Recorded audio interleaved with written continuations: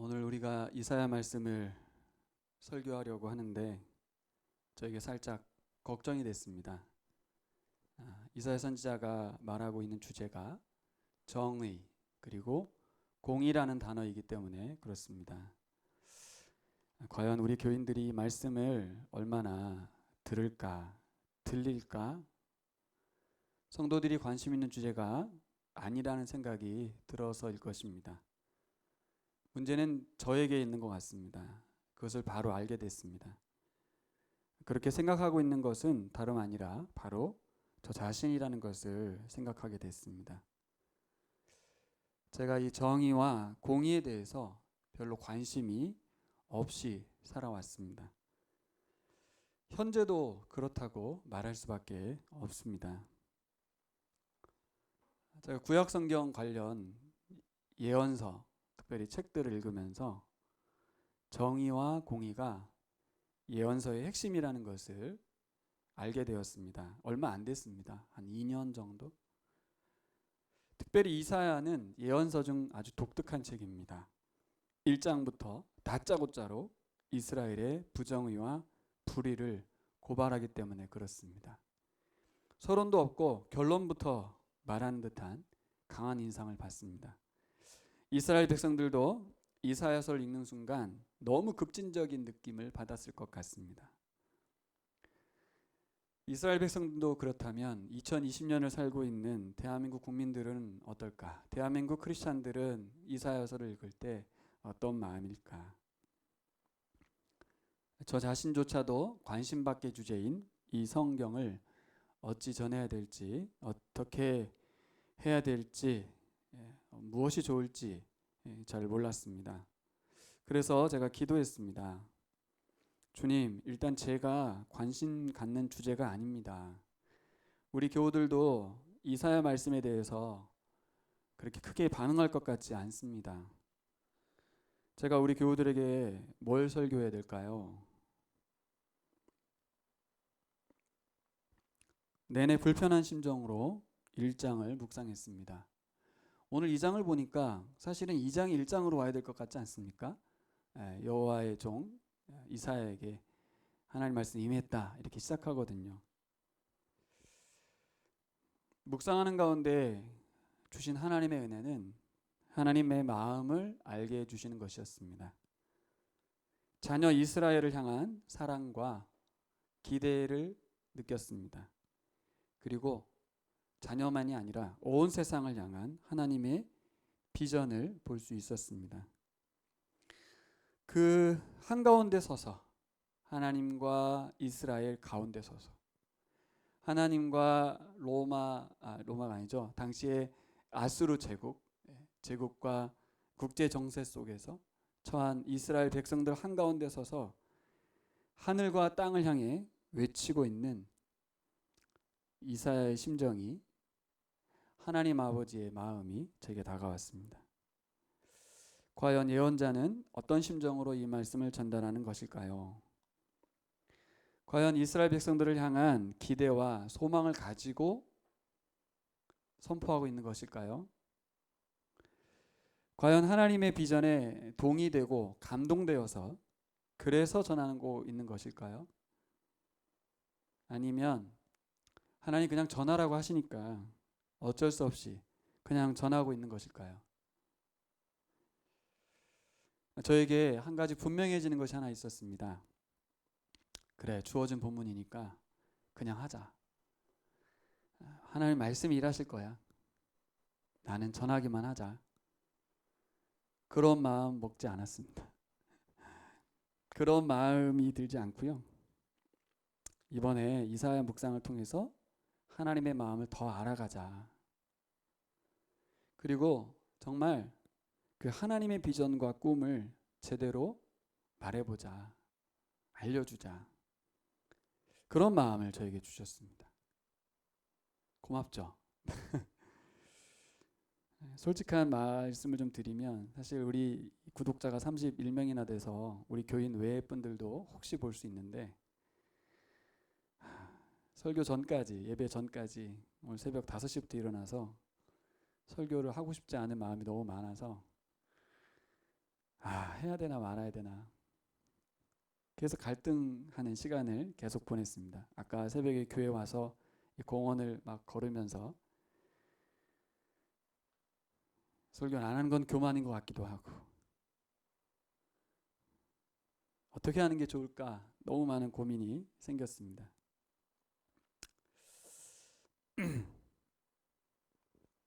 저는 오늘 이 말씀이 우리 교우들에게 정말 잘 들려져서 하나님의 마음과 예언자의 마음과 연결되는 은혜를 기도하면서 오늘 말씀을 전합니다.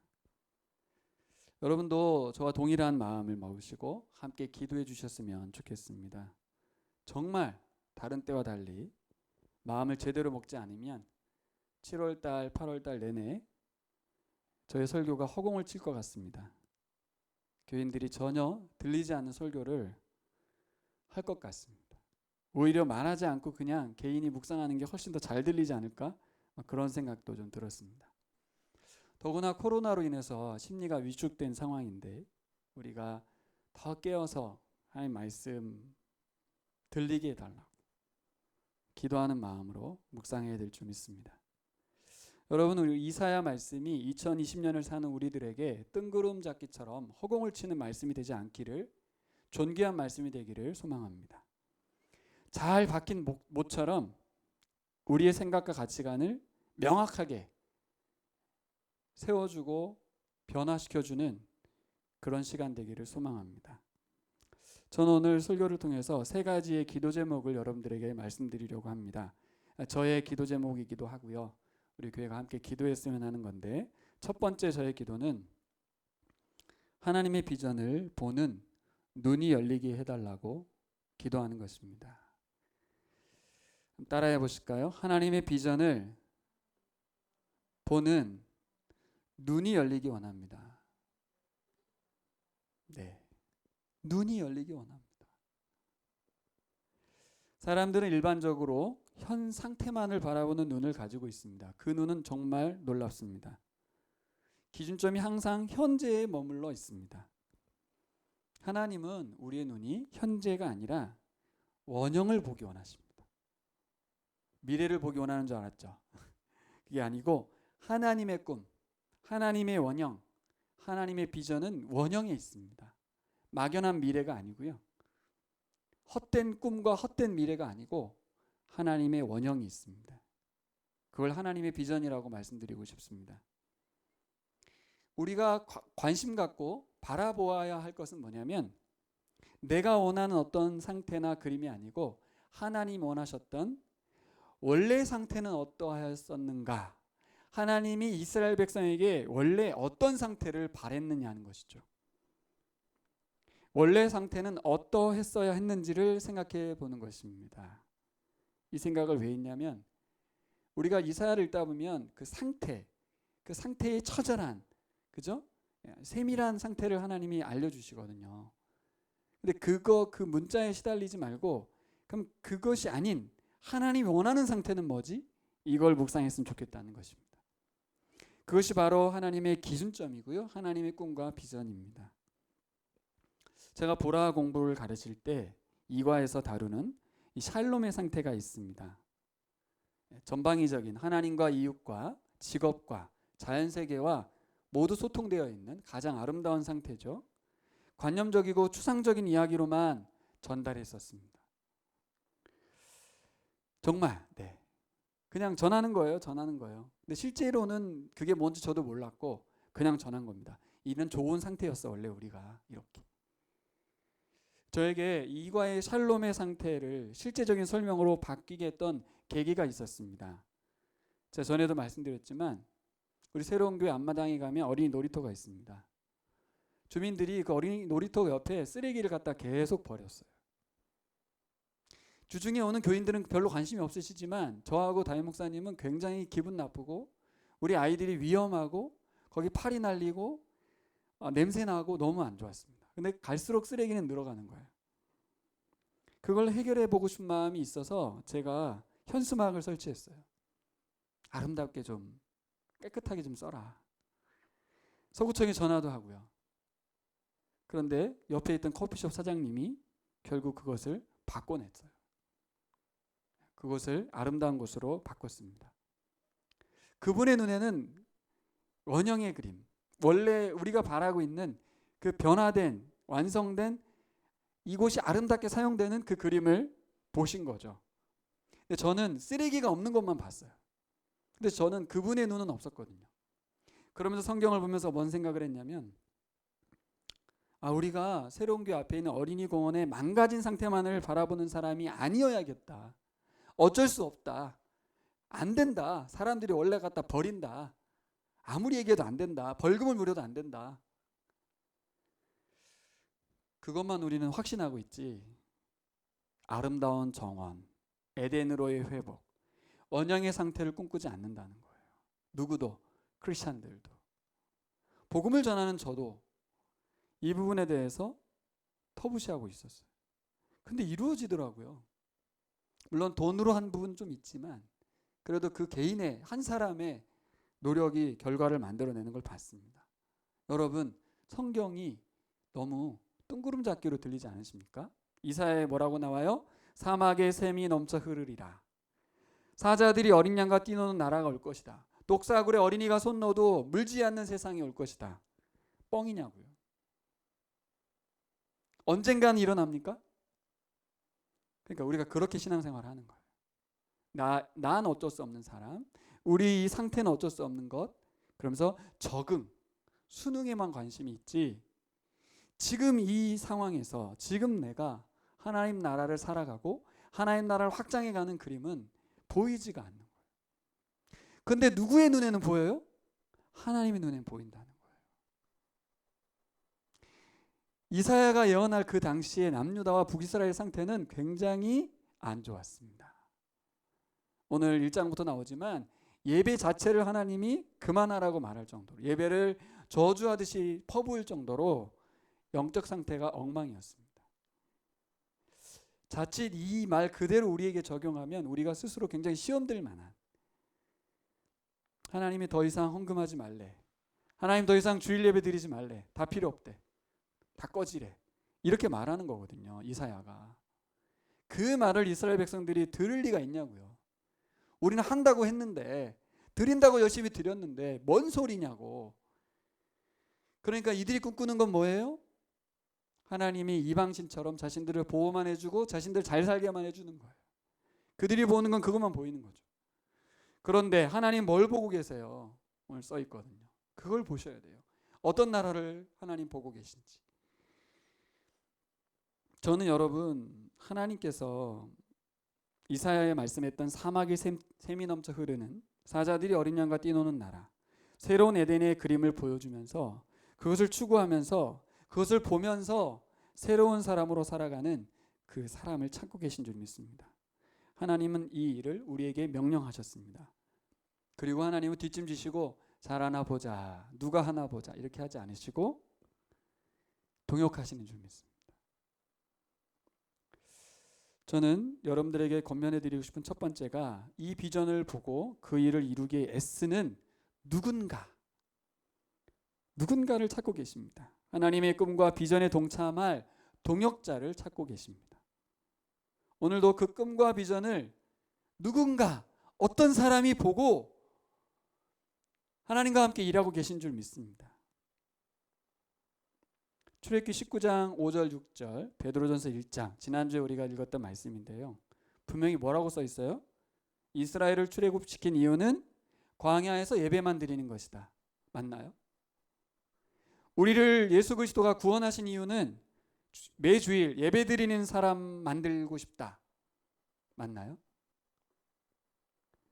누군가 말씀에 반응하고 응답하는 한 사람 예배자를 찾으십니다. 여기서 말하는 예배자는 어떤 자예요?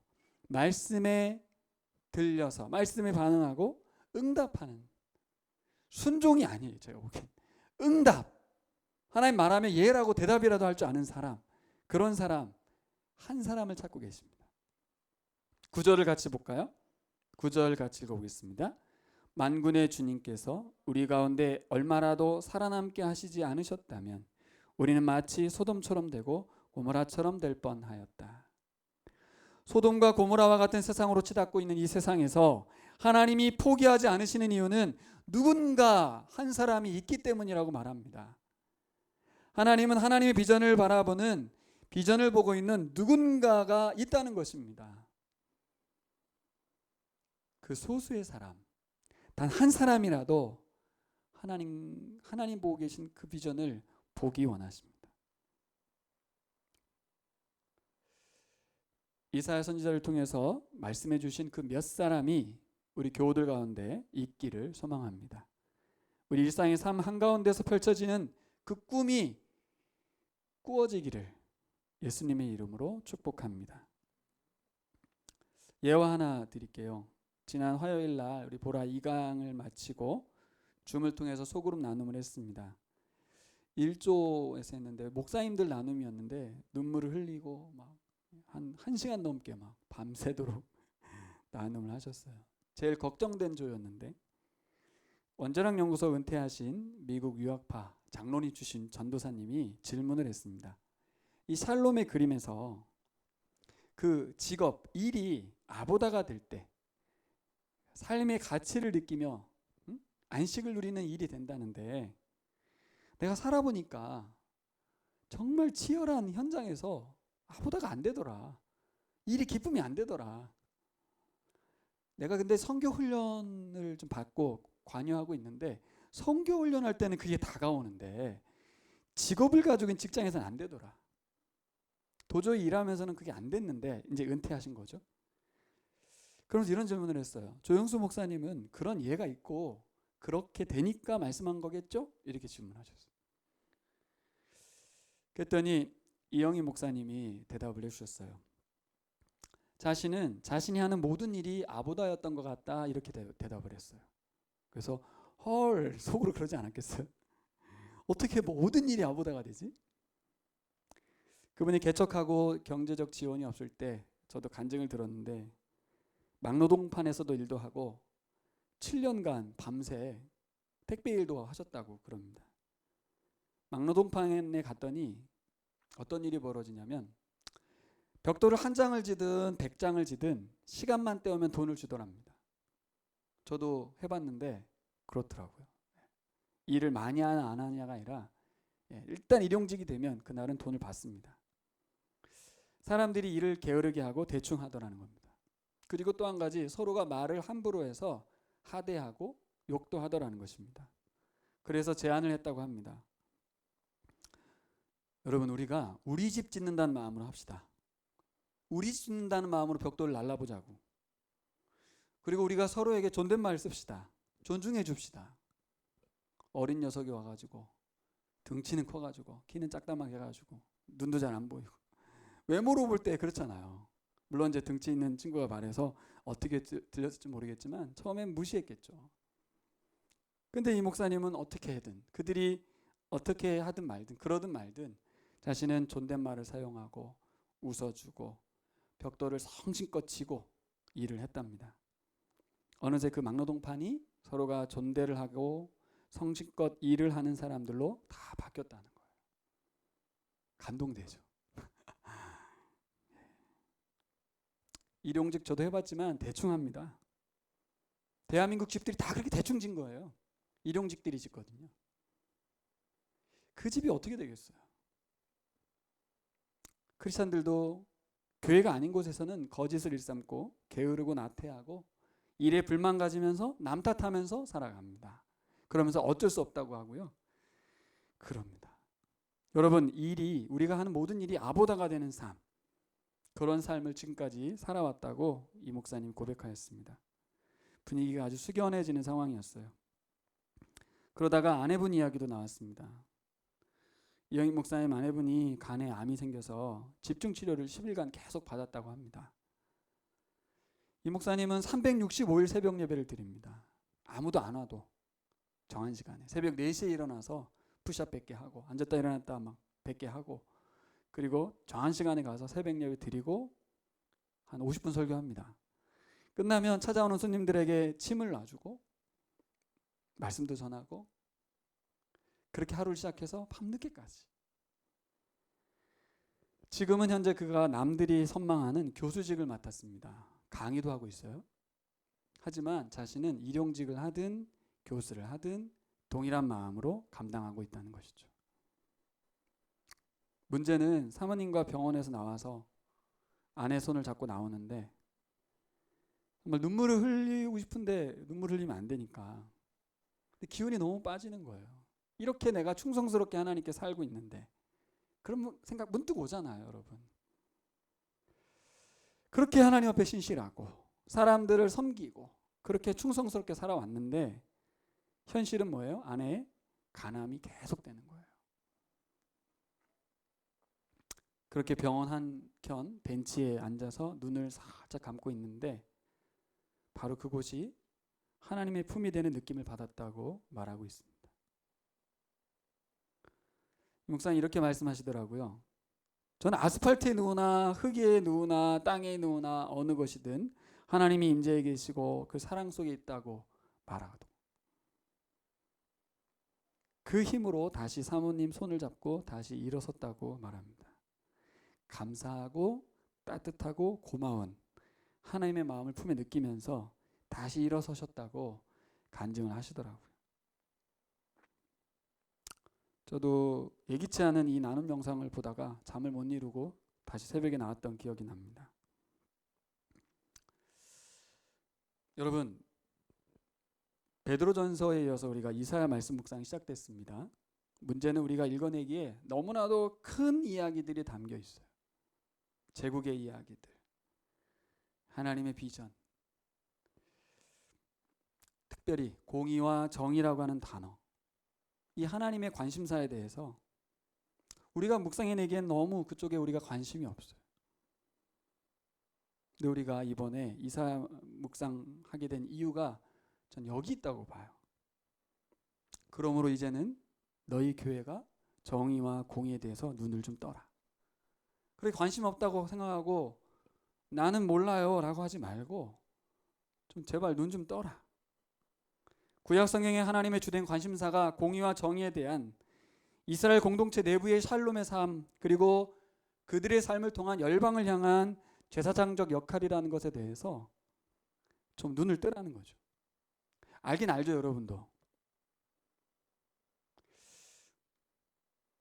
이스라엘 백성들도 그렇게 했는데 우리도 비슷한 것 같아요. 우리도 말씀 듣는 태도를 바꾸지 않으면 우리들도 귓가를 스쳐 지나가는 말씀이 될 수 있습니다. 오늘 본문에 나오죠. 과부가 호소하는 것을 그냥 귓등으로 흘려버렸다. 제가 궁금한 게 생겼어요. 여러분, 이스라엘은 이토록 크시고 위대하신 하나님의 그 말씀을 왜 그냥 지나쳐 버릴까요? 왜 듣고 싶은 말씀만 듣고 그냥 이렇게 귓등으로 하나님의 정의와 공의를 구체적으로 설명했음에도 불구하고 왜 그럴까요? 우리의 생각과 우리의 마음과 크게 다르지 않은 것 같다라는 생각을 저에게 주시더라고요. 우리의 생각과 우리의 마음이 뭔데요? 뭐 이런 거 아닐까요? 제가 보기에. 몰라요. 교우들이 아닐지 몰라도 그냥 제가 제 스스로에게 적용한다고 할게요. 우리 교우들이 기분 나빠할 수 있으니까. 내가 뭐라고? 내가 무슨 제사장이라고? 내가 무슨 거룩한 백성이라고? 난 아닌데. 난 그냥 평범한 사람인데. 이스라엘 백성이 그런 마음 아니었을까요? 네. 나 별거 아니야. 하나님은 그를 소유된 백성이라고 하고 보물이라고 하고 거룩한 백성이라고 하고 제사장 나라라고 말하는데 이스라엘 백성들이 동의했을까? 그 정체성을 갖고 있었을까? 베드로 사도도 말하지만 우리 교우들이 과연 진짜 내가 하나님의 제사장이라는 마음이 거룩한 하나님의 사람이라는 마음이 있을까? 있다면 들려야죠. 안 들리는 이유는 이 정체성 문제가 아닐까 싶더라고요. 그래서 제가 결론 내린 게 있어요. 우리가 바라보는 시선이 가장 먼저 바뀌어야 될 건 바로 누구를 보는 시선이 바뀌어야 돼요? 바로 우리 스스로를 바라보는 시선을 바꿔야 되는 거예요. 나를 볼 때 내가 나를 너무 가벼이 여기고 그냥 이렇게 방치하고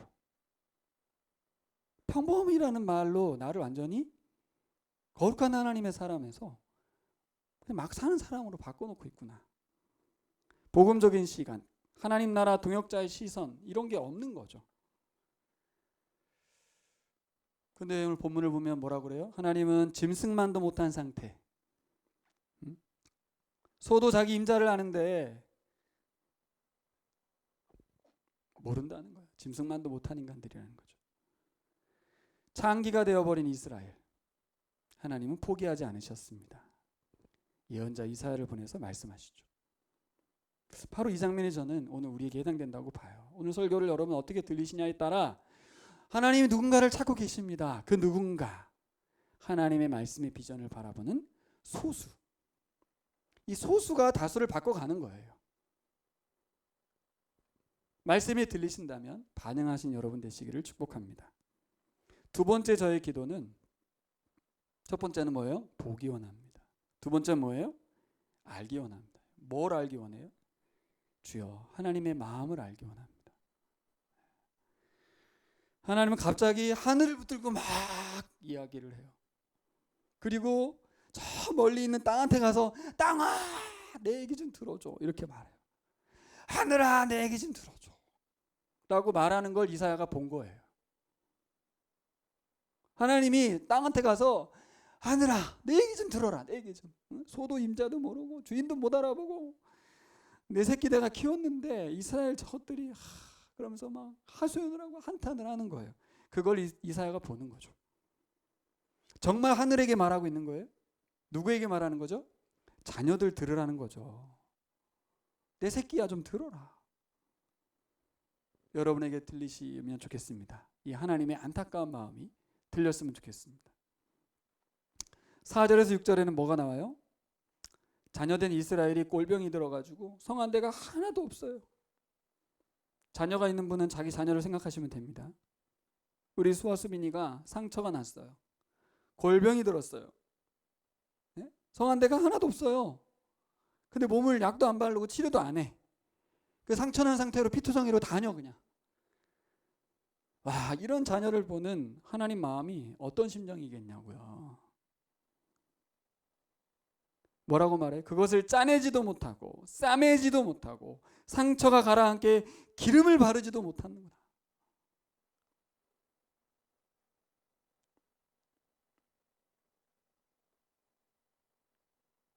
우라통이 터지는 거죠. 하나님 마음은. 11절 13절은 뭐라고 나와요? 다시는 헛된 재물을 가져오지 말아라. 다 쓸모없는 것들이다. 너희의 분향도 역겹고 초하루와 안식일 거룩한 집회 중에 못된 짓 일삼는 거 예배드리면서 뒤에서는 그냥 사기치고 다 하고 있다는 거죠. 내가 더 이상 견딜 수 없다고 그만하라고 말씀하십니다. 전 이게 이렇게 비유가 생겼어요. 마치 자녀들이 부모님에게 돈 좀 갖다 드렸어요. 그때 우리가 볼 때 부모님 화가 안 풀렸어요. 그랬더니 부부가 상의하는 거예요. 돈이 좀 부족한가 봐. 신용카드로 드리자. 돈을 좀 많이 넣어서. 마음껏 쓰시라고 신용카드 갖다 드리는 거예요. 하나님은 그 카드를 가위로 싹싹싹 다 잘라버리실 것입니다. 이스라엘은 왜 이렇게 바보같이 제사만 드리고 제물 바치는 데만 혈안이 됐냐고요. 왜 그래요? 하나님을 모르니까. 하나님의 마음을 모르는 거예요. 부모 마음을 모르니까 억만금 같은 카드, 신용카드 갖다 드리는 거 아니겠어요?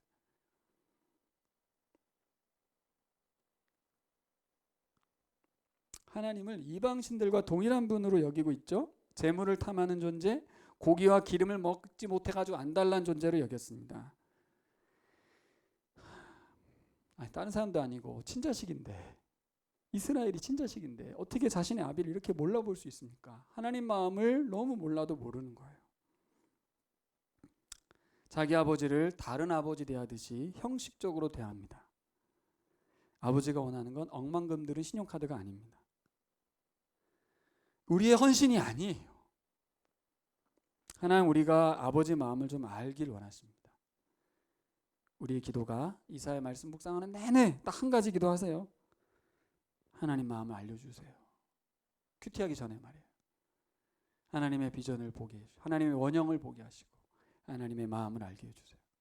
마지막으로 세 번째 기도는 하나님의 관심사인 정의와 공의를 추구하게 하여 주십시오입니다. 정의와 공의라는 단어가 설교 때나 들리는 단어고요. 이 시대에 문재인 정권이 공평, 공정 이런 얘기를 하는데 세상적인 의미가 아니죠. 성경적인 의미입니다.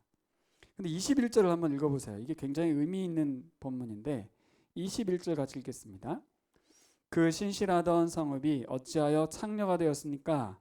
그 안에 정의가 충만하고 공의가 가득하더니 이제는 살인자들이 판을 칩니다. 여러분 이게 이해가 되나요? 과거에 그랬던 것처럼 말씀하십니다. 다시 돌아갈 수 있다고 말씀하시죠. 이루어질 수 없는 일이 아니고 역사 속에 실제 있었던 일인 것처럼 말씀하셨어요. 그런데 솔직히 말해서 이스라엘이 정의와 공의가 충만했던 적이 없어요. 왜 하나님 이렇게 말씀하시냐고요. 또 27절에 가면 시온은 정의로 구속함을 받을 것이고 회개한 백성은 공의로 구속함을 받을 거라고 말해요. 구속, 구원 뭘로 받는데요? 정의와 공의로 받는다는 거예요. 그러니까 이사야 그리고 예언서의 핵심이죠. 딴 거 아니에요. 예배로 받는 게 아니에요. 우리의 열심으로 받는 게 아니에요. 이 사회 속에서 정의롭게 살고 공의를 행하는 삶이에요. 쉽게 말하면 하나님 말씀에 반응하는 삶이죠. 하나님은 구약시대나 지금이나 2020년도에도 동일한 분이심이 분명합니다. 그렇죠.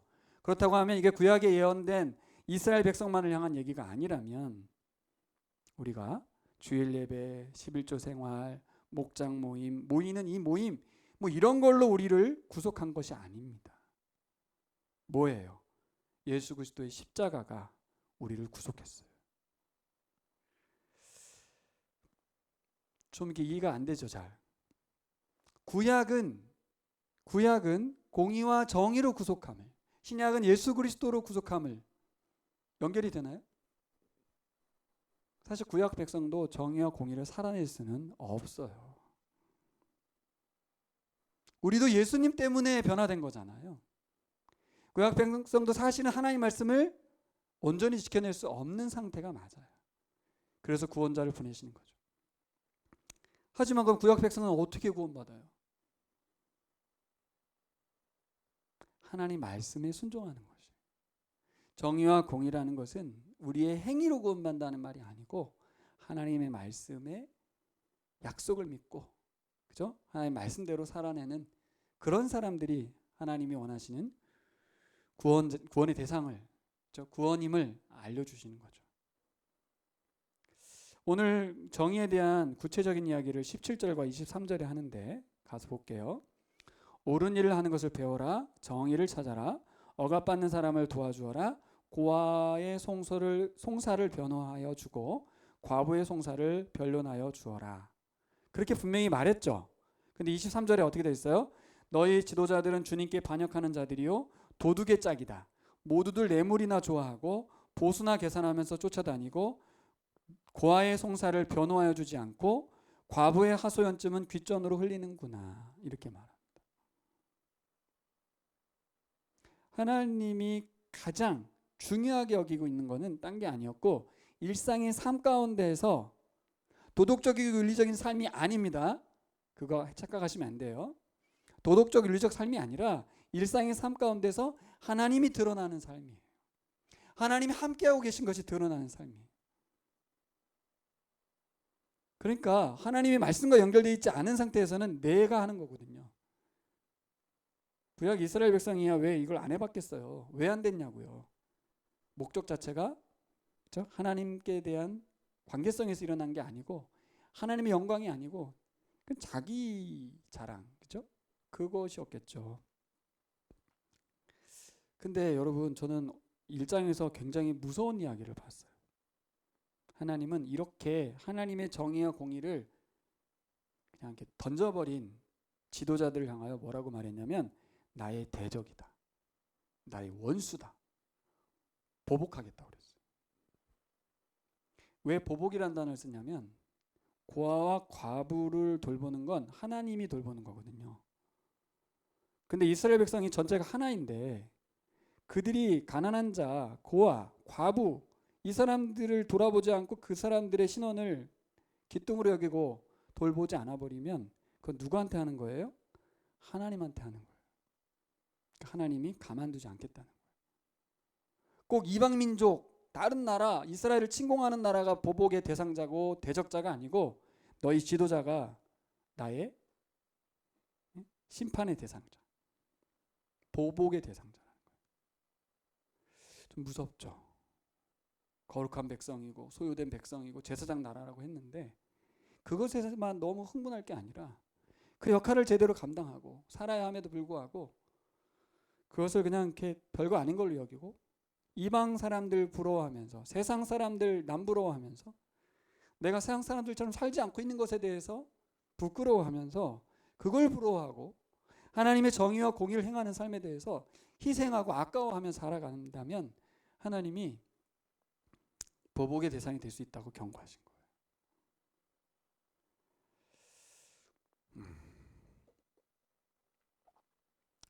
그대로 적용점을 하고 결론을 짓고 싶습니다. 너무 좀 뜬구름 잡기가 될 수 있는 이 정의와 공의 때문에 제가 우리 교인들에게 뭘 정의와 공의라고 설명해 줘야 되지? 우리는 고아도 없고 과부도 없는데 어떡하지? 우리 교인 내부적으로는 잘하고 있는 것 같은데 뭐지?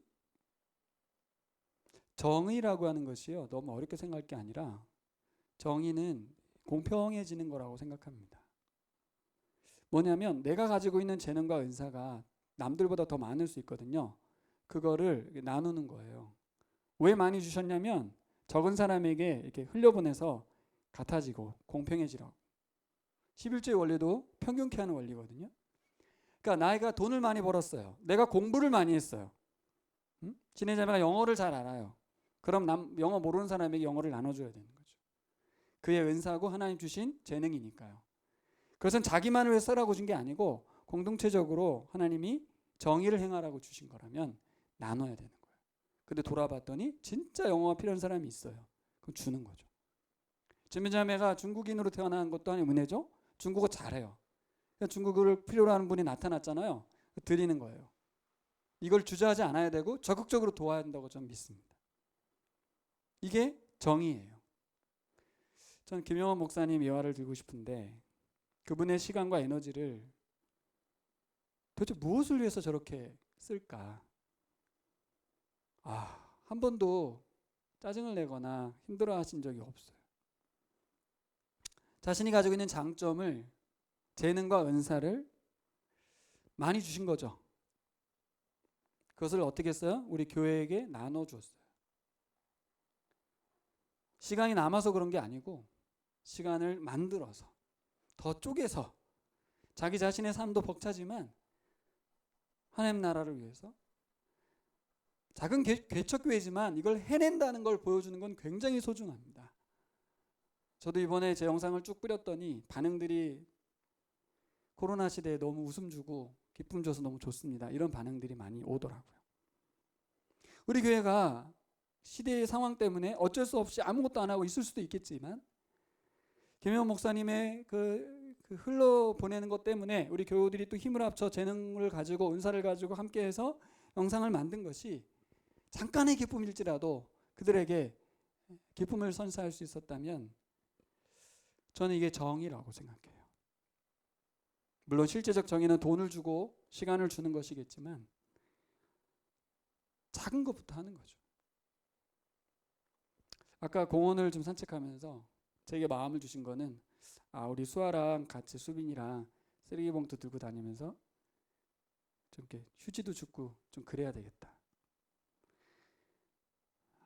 그게 정의가 아닌가? 그런 생각을 했어요. 내가 시간이 좀 나니까, 내게 보였으니까 내가 하는 거죠. 사람이요, 자기 자신만을 위해 살아가던 사람, 자기 자신에 갇혀서 살아가던 사람을 남을 신경 쓸 수 있는 사람, 하나님의 영광을 위해 살아가는 사람, 하나님이 관심 두고 있는 약자를 바라볼 수 있는 사람으로 바뀌는 것이 바로 그것이 복음이고 그것이 정의로운 사회고 그것이 하나님 나라입니다.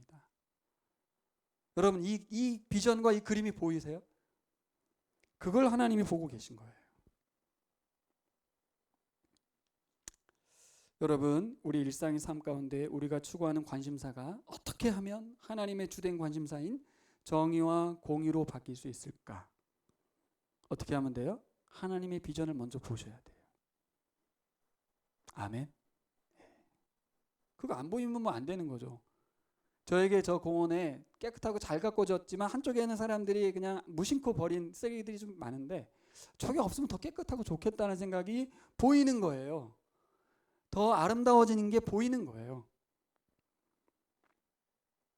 저기 꽃을 갖다 심은 사람이 있는 것 같기도 하고 저기 벤치를 설치하는 분이 있는 것 같기도 해요.